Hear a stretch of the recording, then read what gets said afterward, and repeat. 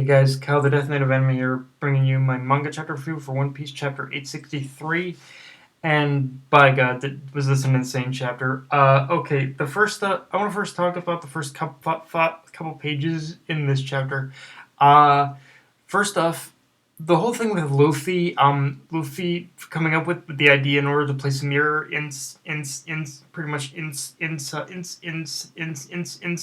Big Mom's wedding cake, and then have Brule in order to make all those clones, and then have all the clones jump out of the cake through the mirror. I think that in itself showcases how insane yet intelligent Luffy is, because on the surface it would just seem all like insanity, and when it's put into execution, it is.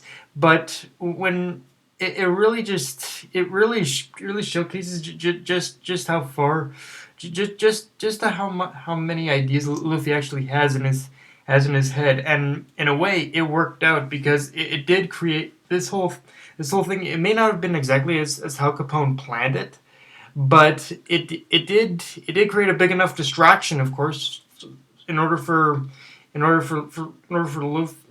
Mom to be completely distracted by Luffy. And yeah, I feel that was just like a big thing that was showcased in this chapter, is how intelligent, how yet insane Luffy can be, and I loved every second of it. Now, in the little bit, no, there's a little bit where we see flashbacks of all of Luffy's threats, all the threats Luffy's has made up to this point to Big Mom. And I don't know who exactly was having the flashbacks, whether it was Luffy or Big Mom. I don't know who, but I feel that was to kind of to emphasize that, yes, it doesn't matter if it's a Yonko or any other pirate. It doesn't matter if it's a Yonko or just an average everyday pirate. Luffy is still going to become Pirate King, and he's gonna knock all the titles, all these big names down, and or if it means him getting to the One Piece. And yeah, it's again another thing that showcases just how far Luffy's gonna go. He doesn't give a shit if he has to take on Big Mom, Kaido. None of these motherfuckers are really even gonna stand a chance. And it should be, man. Honestly, it should be interesting in order to see how if Big Mom and Luffy do have a fight, how far, exactly how he's gonna beat her soul powers, because we do learn a bit about that. But I wanna take a moment to actually move away from Big Mom for a minute and talk about Dogtooth, because we get introduced to his devil fruit in this chapter. It's called the I think it was the mochi fruit, mochi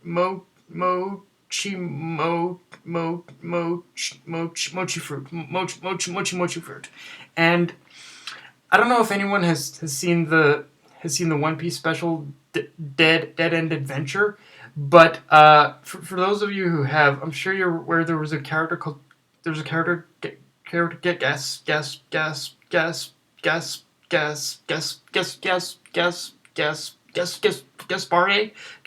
who had a devil fruit called the Candy Fruit. And it'll probably look different if it's animated, but it'll probably look different when it's animated. But there were certain similarities I can help but draw between Gaspard's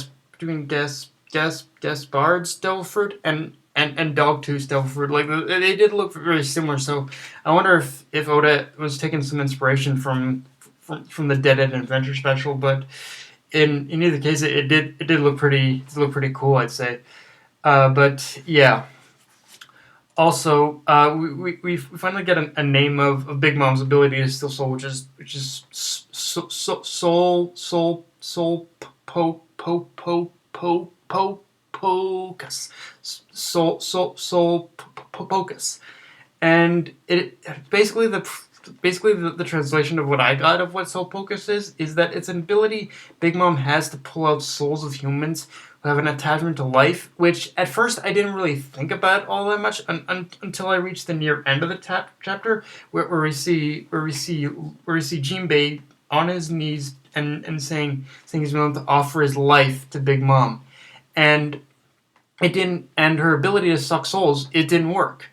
which in a way I think really fits because if we've all seen all these little tidbits around Jinbei where he openly says he's willing to sacrifice his life in order to make Luffy the Pirate King, and that really fits in.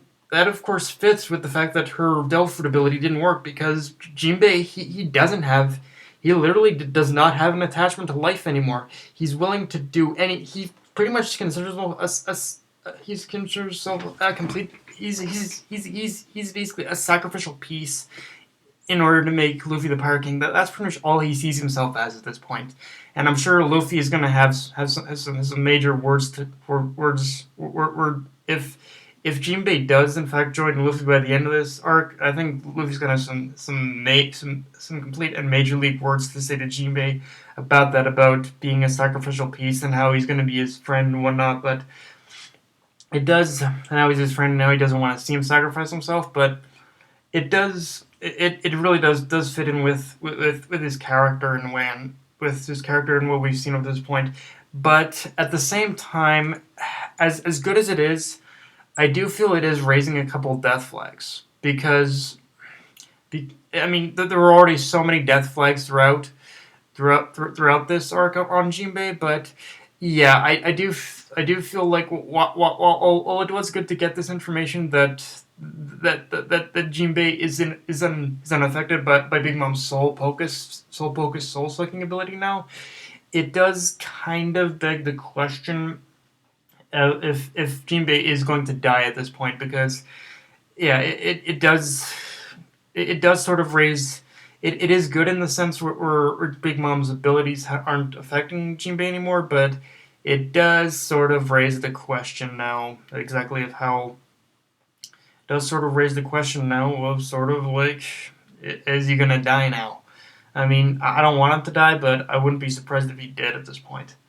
Now, last thing to talk about is the end of the chapter and how a sort of a Luffy doll or something like that, basically was walking up to the was trouncing up to the picture of Mother Caramel and smashed it with a hammer.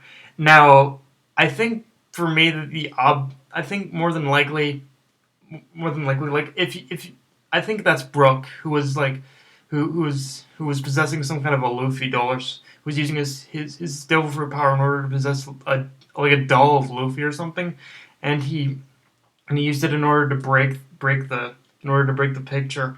And I can already tell the backlash from that is going to be fucking insane.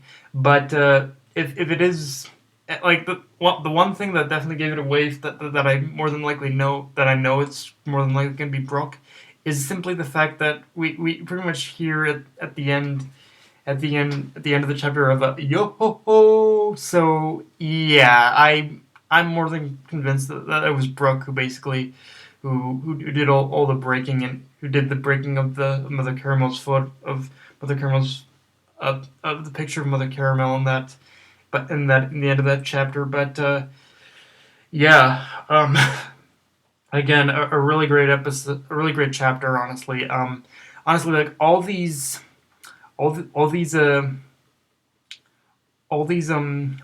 bits we're getting in the manga, they really make me want to see the anime versions of this. Like, I know a lot of people hate on the anime and whatnot for its slow pacing and whatnot, but One Piece is still one of the few long running shonen anime and manga out there that I really enjoy in both formats. But yeah, guys, this was an amazing, again, this was an amazing chapter, and the fights are good. Fights are gonna go down. Fists are gonna fly. All that good shit. And I can't wait to see what's gonna happen next.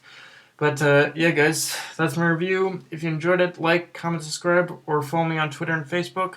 Or follow me on Twitter and Facebook. Death Night of Anime. Signing off. Later, guys.